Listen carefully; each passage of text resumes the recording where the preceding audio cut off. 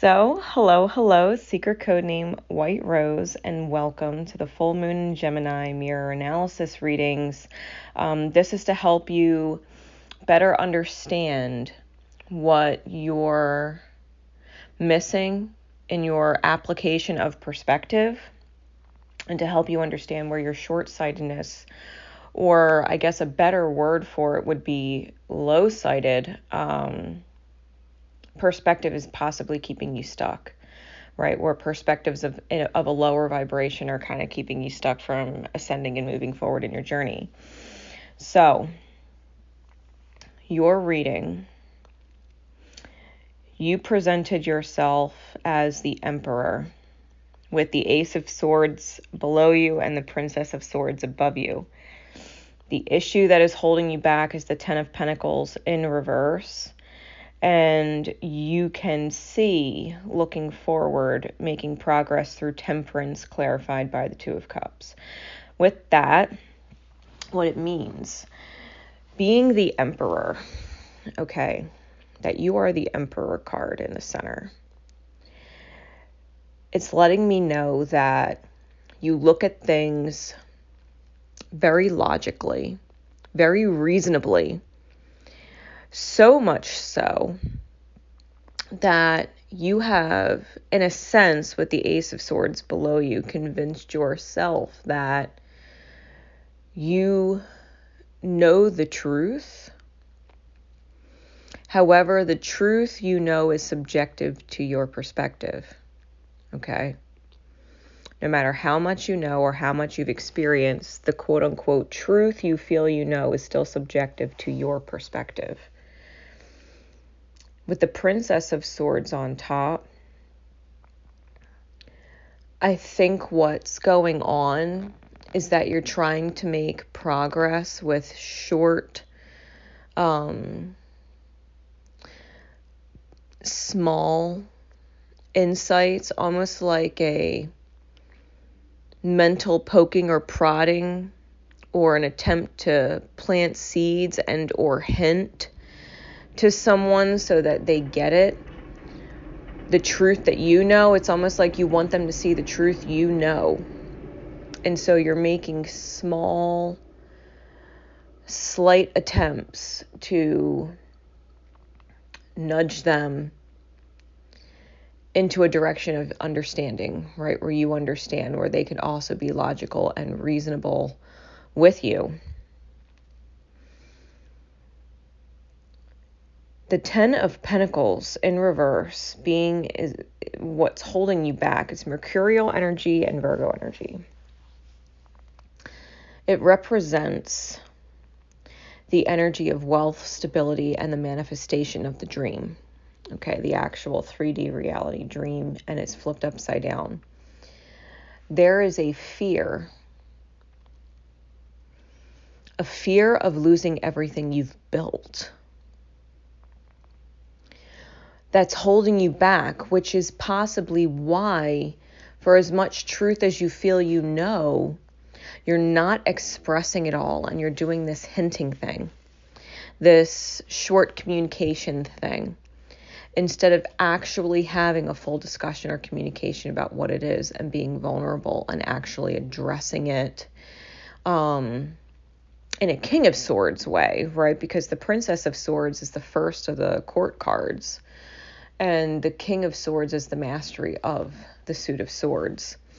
I think that trying to hint or help someone understand with these, because I keep hearing that word hints in conversation, hoping that they understand, is not effective, right? It's not effective. And I think you know it's not effective. But it's something that you're persistent in attempting to do because there's this fear of losing everything that you've built, everything that you've achieved, everything that you've earned or feel you deserve, right? The fear, it's the fear of losing everything that you have earned and or deserve and have worked for and towards to build, that's holding you back.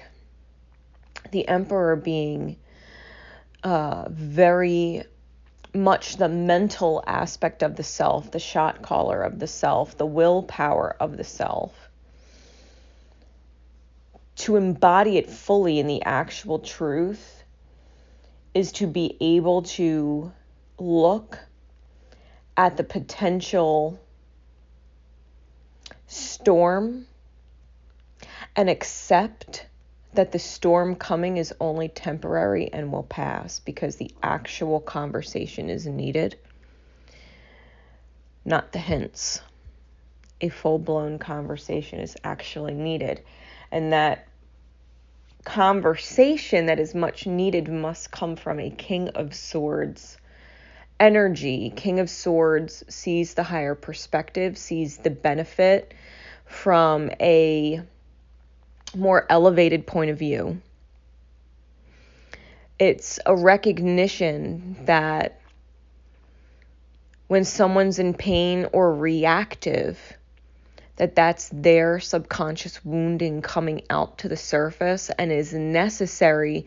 And not only is it necessary, it is equally necessary for you to maintain self-control and maintain that higher perspective, to not take things of their pain body personal and be reactive in return, but rather almost recognize that you are dealing with an adult whose wounded child is acting out like a child.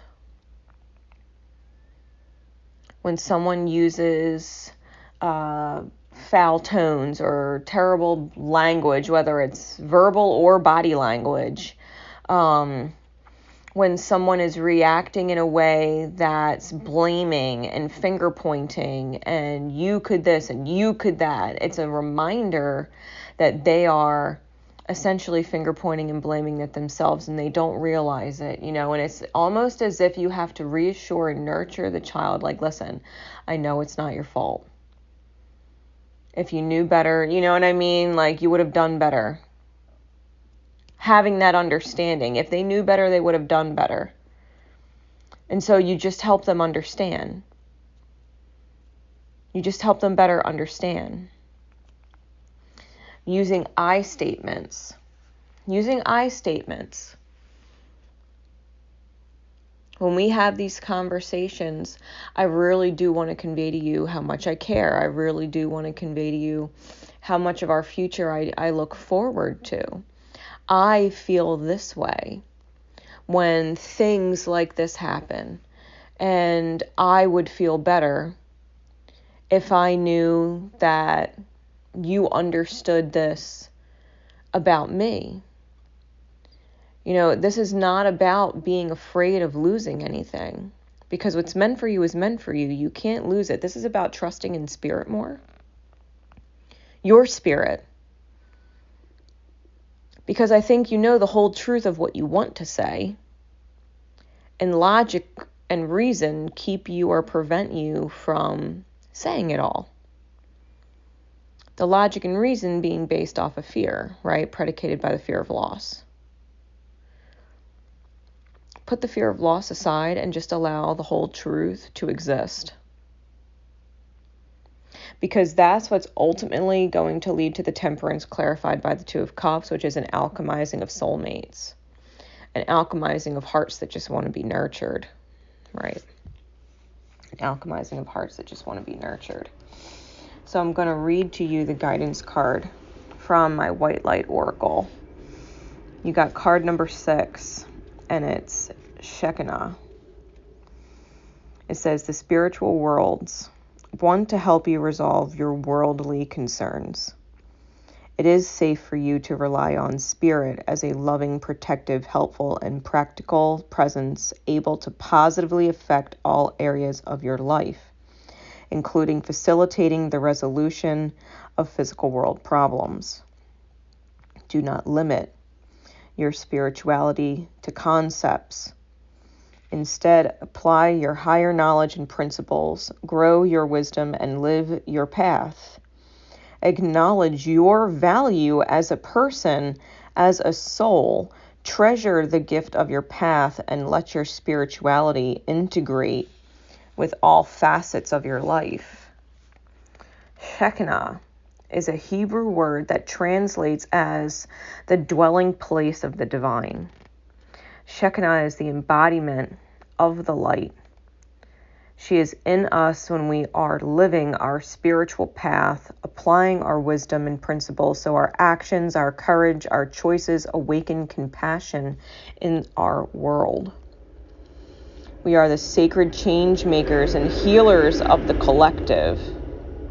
The divine electricity of spirit needs willing soul bulbs to shine forth in the world. In the esoteric Jewish tradition of Kabbalah, Shekinah is the sacred feminine, the capacity for and experience of spirit entering the soul of a human being. When a soul is approaching the sacred experience of Shekinah, the ego has given way to some degree. There is enough inner space and heart willingness to surrender and receive so that spirit can infuse the soul. We resonate more with spirit than with ego. The soul becomes more luminous with white light, and we feel like our true selves. You see, the emperor being such a masculine energy that you must do and do and do and do and do and chase receiving, that you forget sometimes maybe to stop doing so much and just allow yourself to receive it. It doesn't have to be a constant struggle or constant effort. It can absolutely be working smarter, not harder. Making a single move instead of many. Knowing that it is more effective and efficient that way, so that you can spend less time doing and more time receiving. Especially if you are truly a divine feminine meant to receive. Especially if you are a divine feminine meant to receive who has been in their masculine energy trying to create and protect and provide for the self for too long. If there is a fear that you would lose everything that you've worked for, it's because you've been protecting and providing for yourself in your choices for too long instead of looking at what you just simply deserve to receive. That you don't have to keep trying to protect and provide for yourself. You've already done that. Nurture your connections, nurture yourself, and allow yourself to receive the experience of not having to constantly protect and provide for you with every choice you make because there's a fear of losing it. So I hope this helps. Secret code name White Rose. This is the last moon event of 2021, and I look very forward to being able to read for you next year. Until next time, my love and support is with you always. Take care.